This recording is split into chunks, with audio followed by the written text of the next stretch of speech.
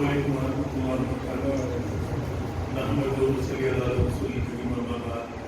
الحمدللہ رب العالمین. آج کے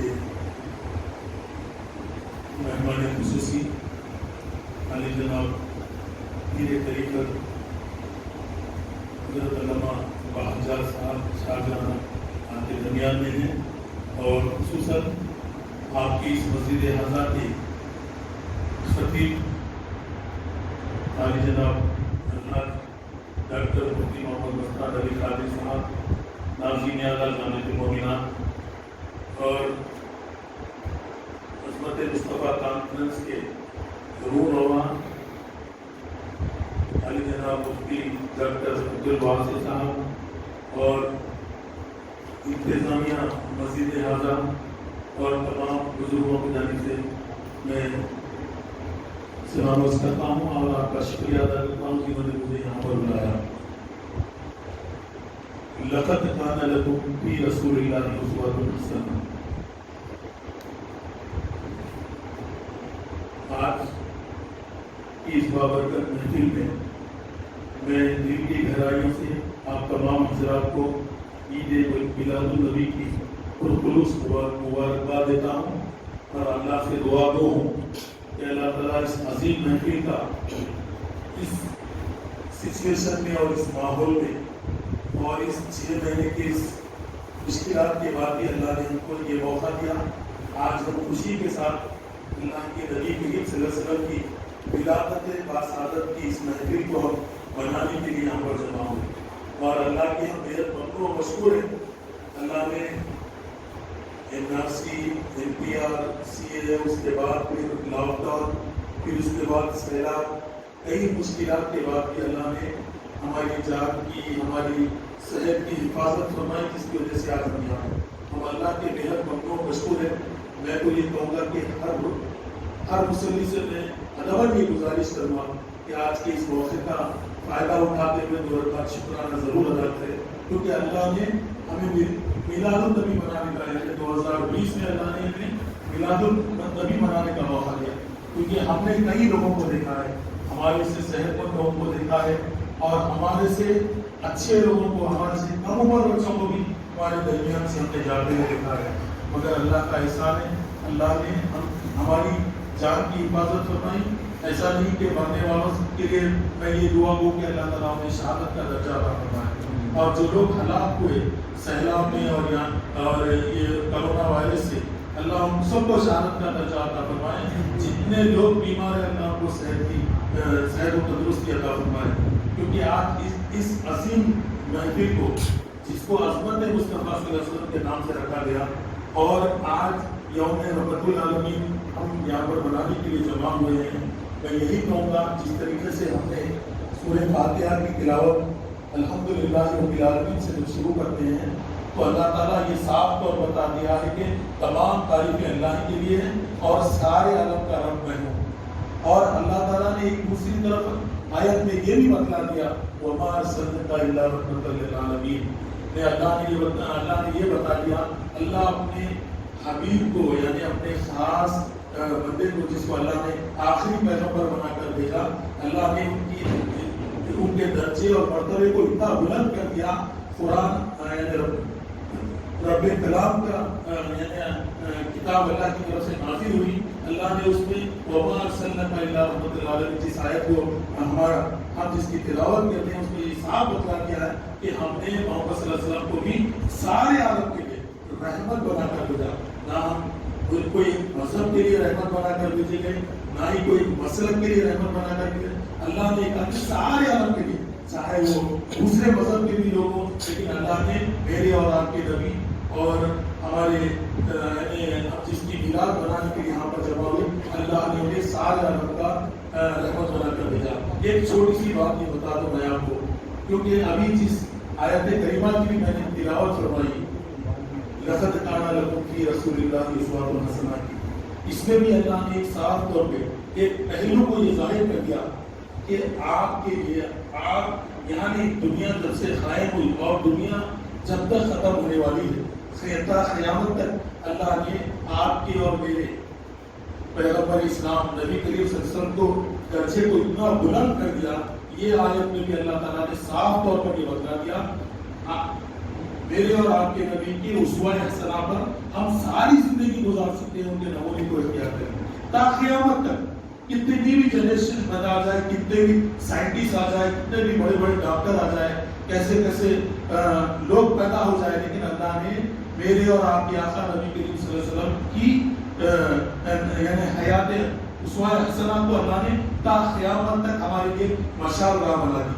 तो ये हमारे नबी के अल्लाह ने कुरान में उनके अज़मत, उनके दर्जे को इतना बुलंद किया। तो एक छोटा सा वाक़या मैं पिछले 2-3 महफिल में भी कह चुका हूँ, मेरे आका नबी करीम सल्लल्लाहु अलैहि वसल्लम की अज़मत को आपको बताता हूँ। चलो एक छोटी सी मिसाल देता हूँ, अल्लाह ने मेरे आका नबी करीम सल्लल्लाहु अलैहि वसल्लम की अज़मत कैसा हमको दिखलाई। एक छोटी सी मिसाल मैं ये दे दूँ कि एक दफ़े का वाक़या है, हज़रत बिलाल हबशी रज़ी अल्लाह तआला अज़ान देने के लिए काबतुल्लाह पर तशरीफ़ ले गए, क्योंकि हमेशा अज़ान काबतुल्लाह की तरफ रुख करके देते थे, लेकिन इस बार वो अज़ान देने के लिए काबतुल्लाह पर चढ़ गए और अज़ान देना चाहते थे। जब उनको रुख इस तरफ करूँ समझ में नहीं आ रहा था, क्योंकि हमेशा काबे के बाहर करते काबे की तरफ रुख करते थे, लेकिन अब इनको ये समझ में नहीं आ रहा कि मैं किस तरफ रुख करूँ। तो आपकी नजर नबी करीम सल्लल्लाहु अलैहि वसल्लम पर पड़ी, तो अल्लाह के नबी ने हुक्म दिया कि मेरी तरफ देखकर अज़ान दिया करो। तो अल्लाह ने साफ तौर पर मेरे और आपके आका नबी करीम सल्लल्लाहु अलैहि वसल्लम की अज़मत को इसमें बता दिया, क्योंकि अल्लाह के घर से बढ़कर भी अल्लाह ने उनके हबीब की अज़मत को आपके सामने जाहिर किया। ये मेरे आका की अज़मत है। आप देख लीजिए, आज से 1400 साल 1450 साल पहले का भी वाक़या आपको बता दूं, जब तक नबी करीम सल्लल्लाहु अलैहि वसल्लम इस दुनिया में आपकी विलादत नहीं हुई थी, तब दुनिया का क्या हाल था। लोग किसी के घर में लड़की पैदा हो जाती तो उसे जिंदा दफन कर देते थे, लेकिन मेरे और आपके आका नबी करीम सल्लल्लाहु अलैहि वसल्लम का विलादत होना, लड़की की परवरिश और लड़की की परवरिश से क्या हासिल होने वाले, उसका अजीम तोहफा आपको बता दिया, जिसकी वजह से आज इतने सारी खौतीन और हमारी माँ बहनें दिख रही है। अब जिसकी औलाद है वो भी एक लड़की थी। आप देख लीजिए, ये नबी करीम सल्लल्लाहु अलैहि वसल्लम आने से पहले का दौर क्या था, लड़की पैदा होती तो जिंदा दफना देते थे, लेकिन नबी करीम सल्लल्लाहु अलैहि वसल्लम आने के बाद क्या हुआ देख लीजिए। और एक छोटा सा वाक़या भी आपको बता दूं, जब किसी औरत का शोहर मर जाता, आपने इमाम साहब से खतीब साहब से सुना होगा, जब किसी औरत का शोहर मर जाता तो उसी आग में वो बेवा औरत को डालकर जला दिया जाता था। लेकिन मेरे और आपके नबी करीम सल्लल्लाहु अलैहि वसल्लम पैदा होने के बाद, उनकी विलादत के बाद, सादत के बाद उन्होंने किस तरीके से इस्लाम की तालीमात को आप क्या देखिए, एक हजरत बीबी खुदैजा रज़ी अल्लाह तआला मेरी और आपकी उम्मत की माँ है, उम्मतुल मोमिनीन हजरत खदीजा, एक बेवा औरत को शादी करके दिखला दिया। जब तक नबी करीम सल्लल्लाहु अलैहि वसल्लम कोई शादी नहीं करी, पहली शादी जब नबी करीम सल्लल्लाहु अलैहि वसल्लम ने की तो एक बेवा से करकर बेवा का दर्जा क्या होता है, बेवा के मर्तबे को आपने बुलंद किया। तो ये मेरे आका की अज़मत, मेरे आका की विलादत, मेरे आका की विलादत के बाद जो अजीम कारनामे उठकर आया आपने देखा होगा, क्योंकि इतनी दुनिया में बुराइयां फैली हुई थी, लेकिन मेरे आका नबी करीम सल्लल्लाहु अलैहि वसल्लम की आज के 12 रबीउल अव्वल के दिन विलादत होना और विलादत के साथ ऐसे मौके हमको फराहम होना। और आप देख लीजिए, अल्लाह ने आपके और मेरे आका नबी करीम सल्लल्लाहु अलैहि वसल्लम को सारे दुनिया में अफजल तरीन दर्जा दिया। और आप देख लीजिए, उम्मत में भी अल्लाह ने सबसे ज्यादा, अगर उम्मत में किसी उम्मत को अगर मर्तबा बुलंद किया तो उम्मत मोहम्मदिया है। तो ये हमारा मर्तबा है, हमें इतनी अल्लाह ने इज्जत नवाजी है। और मेरे और आपके आका नबी करीम सल्लल्लाहु अलैहि वसल्लम को अल्लाह ने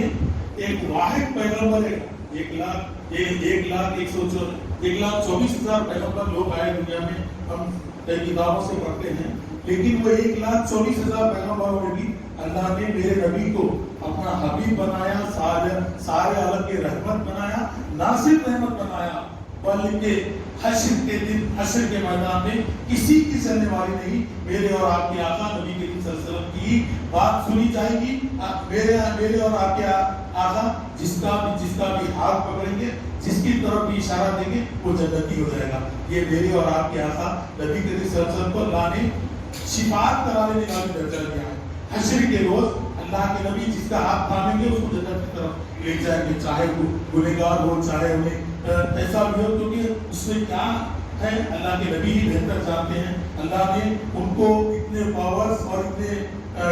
वो दिए हैं कि मेरे और आपके आका नबी के दर्जात को बताया है। میں زیادہ وقت یہ بغیر کیونکہ نماز جمعہ کا وقت بھی بالکل قریب میں ہے. شارجہ کے مہمان ہمارے پاس ہیں. میں تو حیدرآباد میں رہتا ہوں, لیکن بولنے کی قوت 1 سے 1.5 گھنٹہ بھی انشاءاللہ میں بول سکتا ہوں, لیکن میں زیادہ وقت اس لیے لینا نہیں چاہتا. شارجہ کے مہمان جو ہمارے ملک سے بڑے مقام پر رہتے ہیں, وہاں سے آپ کے درمیان میں آئے ہیں. آپ کو سننا ہے اور آپ کے پاس صبح بھی 2 بجے ہے, تو میں آپ کے وقت زیادہ لیے بغیر انشاءاللہ یہ کہوں گا. اور ایک بات کی آپ سے گزارش کروں گا, اس میں خالی 1-2 الفاظ بول کر میں رخصت ہونا چاہتا ہوں. ایک میری ادب گزارش ہے, ایک گزارش یہ ہے کہ آپ لوگ آج سے یہ ٹھان لیں کہ جو بھی میرے آقا کی گستاخ یعنی وہ شام میں اگر گستاخی کرے گا, ہم اس کو کبھی معاف نہیں کریں گے. فرانس کا کوئی پروڈکٹ ہم نہیں خریدیں گے, اس بات کا غور کریے اور یہ کریے کہ اس نامراد کو اور اس کے اوپر احتجاج بھی ہم اپنی آواز کو بلند کریں گے, کیونکہ میرے اور آپ کے آقا کی شان جو بھی گستاخی کرا اس کی موت کا صاحب وہ دنیا کو ثبوت ہے. لیکن یہ ایسے فرانس کا جو مائکرون جو آج اللہ کے نبی کریم صلی اللہ علیہ وسلم کی شان میں گستاخی کرا, اس پر اگر ہم احتجاج نہیں کریں گے, اگر ہمارے میں اتنی اگر ایمانی حرارت نہ ہوگی, نبی کریم صلی اللہ علیہ وسلم سے اتنی محبت نہ ہوگی, تو یہ ہمارے دلوں میں ایمان کی مضبوطی نہیں ہے. ہم یہ آواز اور یہاں سے یہ آواز بلند کریں گے کہ ہم آج کے بعد فرانس کا کوئی پروڈکٹ نہیں خریدیں گے, اور مائکرون جیسے بردود کا اگر وہ ہمارے سامنے نظر آ گیا تو انشاءاللہ ایسا نہیں کہ ہم اس کے 4 پیس کر بتا دیں گے. انشاءاللہ ہم اللہ کے رسول صلی اللہ علیہ وسلم کے لیے ہم اپنے گھر کو, ہمارے والدین کو, ہمارے اولاد کو سب کو نچھاور کر دیں گے, ہماری یہ جان سب لگا دیں گے ہم, لیکن اللہ کے رسول کی شان میں گستاخی کو معاف نہیں کریں گے. یہ جذبہ ہر ایک کے دل میں ہونا چاہیے, تبھی ہمارے دلوں میں میرے اور آپ کے آقا نبی کریم صلی اللہ علیہ وسلم کی محبت جاگے گی. میں زیادہ وقت لیے بغیر ہمارے مہمان مخرب کو دعوت دیتا ہوں, اور ہمارے حجاج صاحب کیونکہ میں نے بھی آپ کا کئی بار بیان سنا ہے, بہت ہی بلبلے کے بیان ہے, اور میں سمجھوں گا ہمارے صوفی صاحب ان کا انٹروڈکشن دے کر آپ کے سامنے بلائیں گے. میں تمام انتظامی کمیٹی اور ہمارے خطیب صاحب کا اور عبداللہ واسع صاحب کا شکریہ ادا کرتا ہوں, جنہوں نے ناچیز کو اس محفل میں کچھ بولنے کا موقع فراہم کیا. اگر بولنے میں انجانے میں اگر میں نے کسی چیز کو ٹھیس پہنچائی یا کچھ غلط نہیں کی تو مجھے معاف فرمائیے. جزاک اللہ.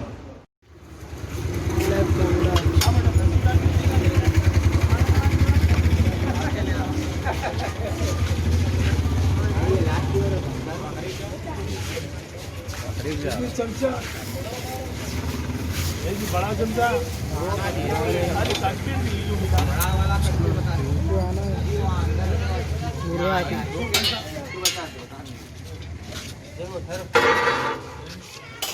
کریم صاحب آؤ دے رہا بیٹا, میں لگا رہا ہوں وہ جو صاف ہے کہ نہیں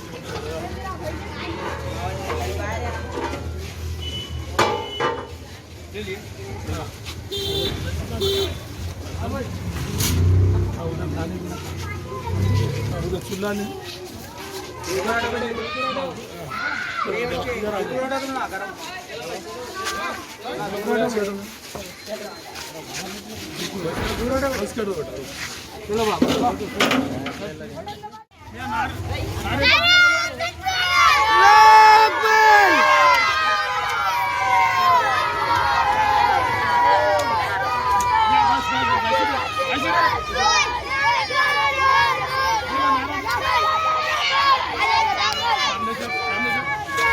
Ramle